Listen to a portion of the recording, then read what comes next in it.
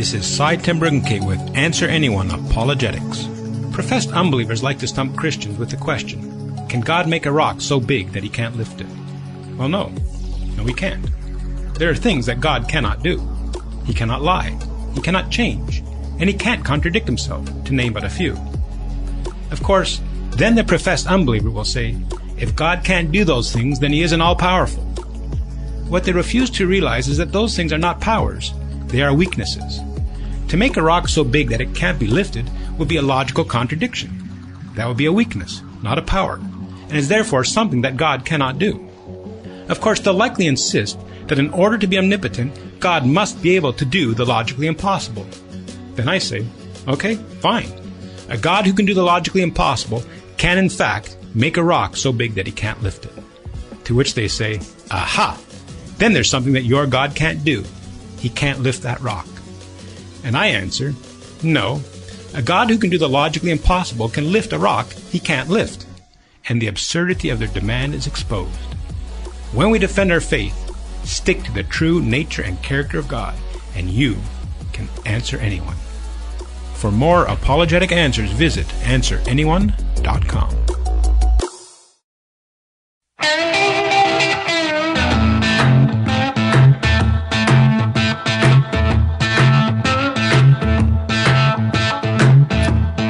Welcome back to Cross Politic. Woo! I hope everybody's on Amazon right now buying the book. Yeah, it's absolutely it's hot in here. Yeah. This is good stuff, and this is important stuff. So, Chocolate raised a couple of things right before the break. I'm gonna come back to my question real quick, and then we do need to talk about the shot heard around the world. Yeah, that was just one of the most shocking things. That was really cool. Yeah. But you were bringing up Reconstruction, and this is what I wanted to get you to talk about, Ben. Is okay. The war ends. It's the bloodiest war in American history. It's this massive mess. All these tensions, and the Reconstruction begins. And I had never heard before what you outlined. What happened in the first 20 years after the war? Well, if you remember that the war ended when the South gave up or surrendered to the North. Woo! But what happened was... You can't say that. The South is listening, Ben. I'm from Texas, man. Woo, man, the war of northern aggression. Come on, man. All right, anyway, go ahead. Go. Well, in 1875, the Civil Rights Act was passed by an outgoing Republican majority because in 1874, the Democrats, this is after the war, Emancipation Proclamation, all this kind of stuff, the Democrats then regained control of Congress. And when they did, they instituted this thing called the Black Codes. And then when they got the Black Codes, they had the executive orders.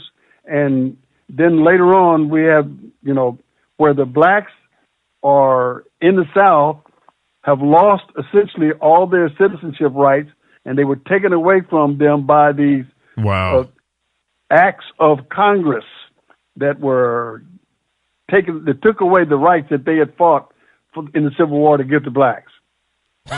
Yeah, so I'm looking at a page here, page 52, 51, 52, chapter 7, called "Moving On," and you're outlining some of the stuff that they did as the Republican Congress.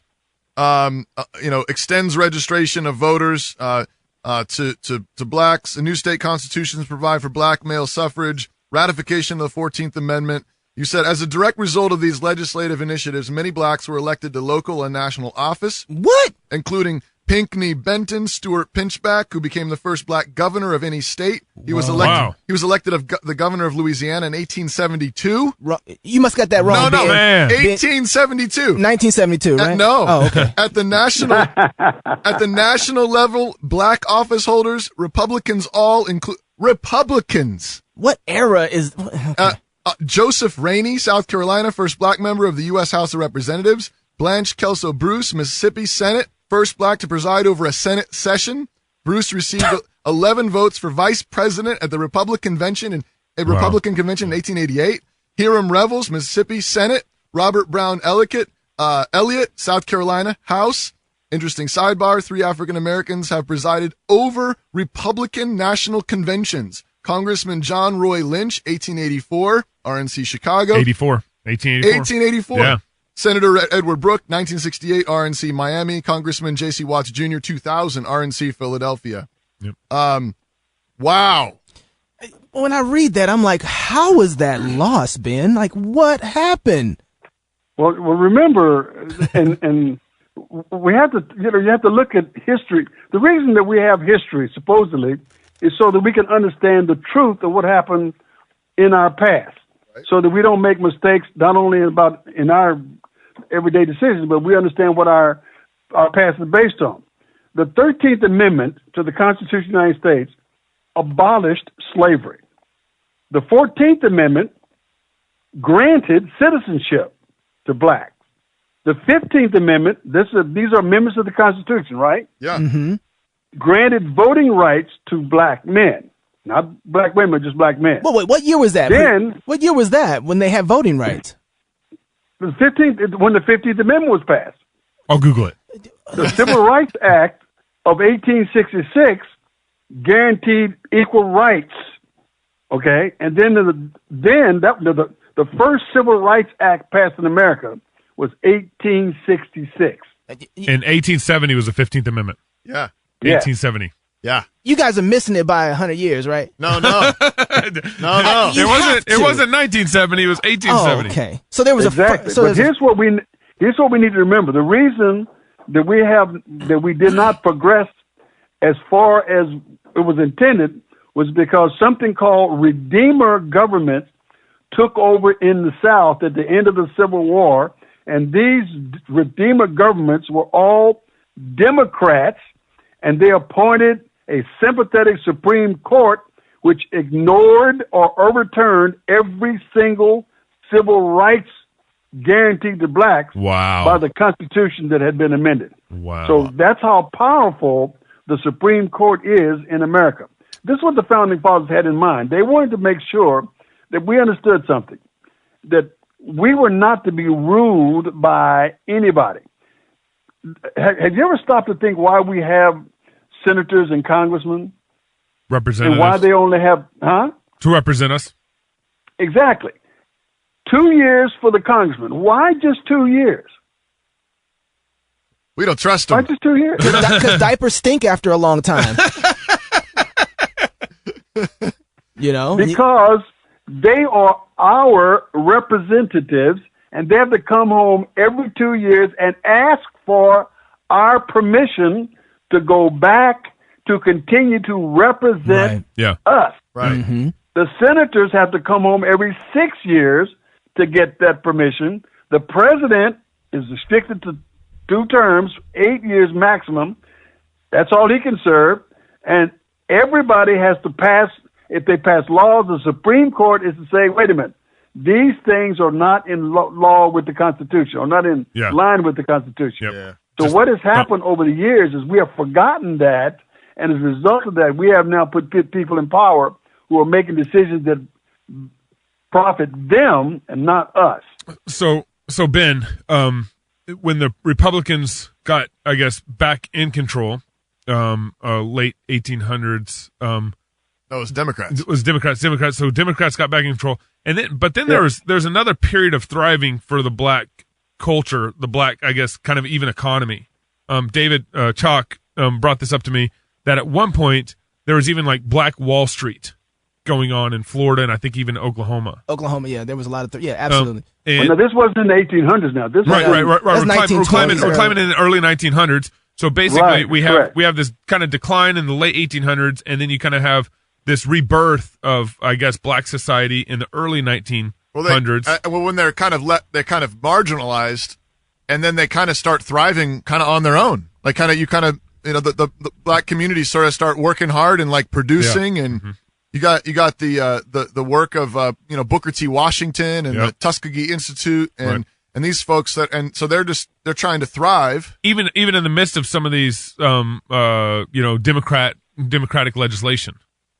Yes, exactly. Well, see, one of the things that sometimes that what blacks have been, or what people have been taught, is somehow, and this is why today we have the kind of government situation we have today is because people have been taught that blacks could not make it on their own without government assistance. Right. Yep. And those things that you're talking about were proof positive that blacks could make it in business and in education and all the areas, science included, if they were given the opportunity to participate. Right. And even when there's and places they proved that. Yeah, and there's places that even when they weren't given the opportunity, they created their own from their own blood, sweat, and tears.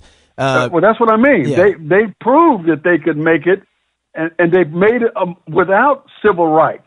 So the black millionaire, or the black successful people were successful by dealing with blacks, and blacks dealt with blacks, and they were inordinately successful. Now, Ben, you did such a good job in this book that I was, you convinced me so well that when you finally get to the end and you say, so like, what happened? Like, what, you point to a couple of these moments where Democrat president kind of helps the unions, helps the blacks with the union and so on, and so there's a couple of these like moments where the Democrats do some small things, and you say it looks like that's where the switch happened.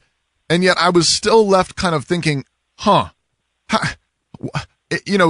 given the history, given all of it, like, how did that happen really? I mean, why have the blacks, the community, why has it not woken up and said, why are we doing this? Why are we continuing to go along like this big block with the Democrats who don't even stand for what we believe in? They're pro-abortion. They're pro-homosexuality. They do treat the black community in many ways like they can't succeed unless the government helps them. Well, let me ask you a question. Why do you think that the founding fathers put together and made part of our constitutional rights freedom of the press? Why do you think they did that? They did that so that we could get the facts, like you said. So they anticipated that the truth of the matter would be told. Mm-hmm. Yeah. Unfortunately, as we pointed out, in the 60s, the media took on a leftist-leaning situation, which turned away from printing the facts of the matter and started printing what is essentially leftist propaganda. Conservative, for example, if you hear the word conservative or liberal, yeah, do you know at one time who the conservatives in America were? Yeah, the racist Democrats. Exactly. And now, who are the conservatives in America? Well, the Republicans, sort of. That's what they're called. And why they're called conservatives? Because they want people to think that we're talking about racist, anti-black people who are conservatives. And why do you think 90% of blacks vote for liberals as opposed to conservatives? Well, because they know that the liberals actually care about people. Yeah, right. But it sounds that way. Yeah. That's the rhetoric of it, is that means freedom. So Ben, as you look right now, knowing what you know and seeing the changes happen, oh man, there's so much to talk to you about. I know we don't have the time, but just to jump ahead a little bit, what is the state of the black culture today from your perspective? Well, I don't believe that religion is a God concept, because God talked about religion in the Bible 6 times, and of those 6 references, 5 of them were negative. So even God don't like religion. The problem with the African American community is we have been led to believe that what we're talking about are religious concepts. We're not talking about religion. We're talking about the concepts that the founding fathers put into effect.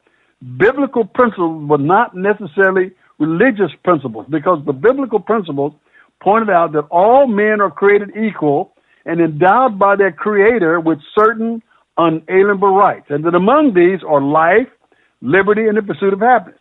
Had nothing to do with race, had nothing to do with color.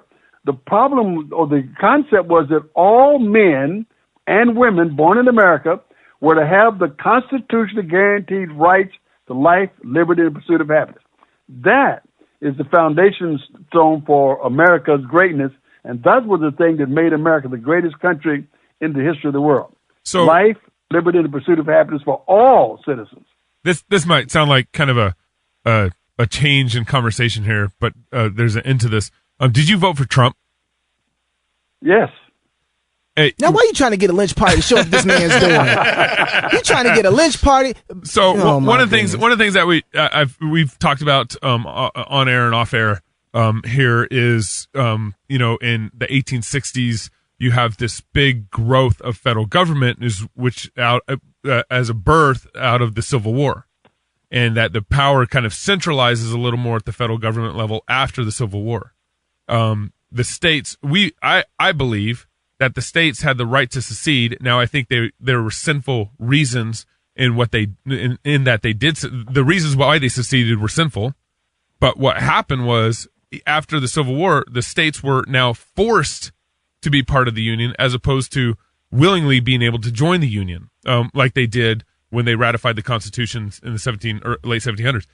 But because of that growth in the federal government, now we have this federal government that kind of has taken on legs of its own, and we have far much greater oppression than the Civil War and the slave trade ever could have imagined. We got Roe versus Wade, we got Obergefell, we got this Supreme Court demanding the right, that you got to have the right to murder your baby. Well, yeah, and potentially bake a cake. Well, even according from Ben, the Supreme Court has been stepping out of bounds for a long time since Dred Scott. Dred Scott, and even before that, in the 1600s, when that slave was given over to that was some sort of court back then. Courts do bad stuff. Yeah, and so Ben, now we're in this situation where we have. Because the states were not allowed to secede like they should have been allowed to, now we have a far greater oppressive mechanism than the slave trade could have ever imagined. I mean, you know the stats probably. 50 million babies have died due to abortion when there was, a million slaves in the Civil War. 600,000 people died in the Civil War. 50 million babies have died since 1973. What are your thoughts on all? It's kind of a big question. And a loaded question. I'm sorry, but what are your thoughts on all that? Well, let me ask you this, sir. Do you believe that there's such a thing as right and wrong? Absolutely. Based on what? The Bible. So if you take the Bible and the biblical precepts out of society, where no longer people abiding by the biblical precepts, not religious precepts, but biblical precepts, what kind of status of right and wrong do you have in a society? An atheistic society. You got nothing. Well, that's gone. why I asked you if you voted for Trump or not, because one of the goofy things that we have in Trump is he's basically a mirror image of Bill Clinton. He has very similar economic policies Bill Clinton had. He has very similar. Ben's face just frowned up a little bit. Bill Clinton was talking about building a wall. Bill Clinton was talking about tightening up our borders. Bill Clinton cheated on his wife. We have, and the only reason why we voted for Trump was because he had the R. He's a Republican yellow dog behind him, and he's the same. How did we get to the point where all these conservatives voted for Donald Trump when they never would have voted for Bill Clinton? Well, they had been all in favor of Clinton, they would have elected Clinton's wife to the sure. But they didn't. Yeah. Now, why did they not? Man, because she was just worse. she was so bad. I mean, I think there's definitely a huge reaction to even Obama's administration there. I mean, I think one of the things that struck me in our conversation here was that there was a reactionary vote even in the late 1800s. You have in the 1800s, you have Abraham Lincoln gets elected. And then he fights the Civil War, ends slavery, and then 10 years later, all of a sudden, all these Democrats get elected. So you have this reactionary Democratic election that happens, and then the same thing you're experiencing. You've seen us kind of do the seesaw back and forth for the last several elections, where we have a Republican House, Democratic House, Republican president, Democratic president. We just keep seesawing back and forth. Toby's got something here. All right, I'm just gonna butt in here and bring us in for a landing, but Ben, I appreciate what you're doing here, and as a fellow believing Christian in Jesus, I want you to close out by telling our listeners, you've already said it's not about religion. It's not about a particular religious form. But I think you do agree that fundamentally we've lost our way as a people in terms of submitting our lives fully and completely to the Lord Jesus Christ and his word. Talk to our listeners. What do we need to do? Black, white, whoever we are, what do we need to do? Well, one of the things that we really need to understand is you have to define what is right and wrong. Let me ask you a question. Is it wrong to rape women? Yes. Is it wrong to kill people? Preacher? Yes. Is it wrong to steal stuff? Yes. It sounds like the Ten Commandments were going down the line here. Because God said so. That's my whole point. Yeah. Why is it wrong to do that? Yes. Because God said. Because in certain civilizations around the world today, Islam being predominant among them, these concepts are not considered right or they're not considered wrong. It's okay to do that. What we forget sometimes that Western civilization is based on the transcendent principles that are articulated in the Bible. Not religious principles, but transcendent principles, Amen. which means they apply to every single human being equally. It's wrong to do certain things, and it's based on the fact that the creator of the universe says this is wrong. Why would he say that certain things were wrong? Because they were inherently harmful to the victims of these things. So he said, I don't want you doing these things. As a matter of fact, he said, I'm going to reduce it down to something that is so simple that everybody can apply to it. It has nothing to do with religion. It has to do with how you would like to live. And here's what he reduced it to. The whole law and all the prophets are contained in this one single verse. Treat others the way you want to be treated. Well, that's not the King James Version. King James Version says, Kinchlow version. do unto others what? As you'd have them do unto you. As you would have them do unto you. So do you want somebody raping your wife? No. No. So don't rape I'd kill somebody him. else's I'd kill him wife if he or did. daughter or children. Yeah. You see what I'm saying? Yeah, that's right. That's right. This is what God had in mind when he established the principles by which he anticipated to live by. Can you imagine what the world would be like if everybody treated other people just the way they wanted to be treated? And if they didn't do that, there were certain laws that said if you do this, you'll be punished. No ifs, no ands, no buts. Yeah. For example, when I was a kid growing up, murder was against the law. You know what they did to murderers back in the day when I was a kid? They killed them. Thank you very much. Yeah. Yeah. Yeah. Hey, well, And this has been really good, Ben. Absolutely. We appreciate your time, and please stay on the line for a minute here as we close. But really, thank you, and may God turn our hearts back to Himself, and amen. may He give us a reformation in this land. But this is why the gospel is so important. This is why. Yeah.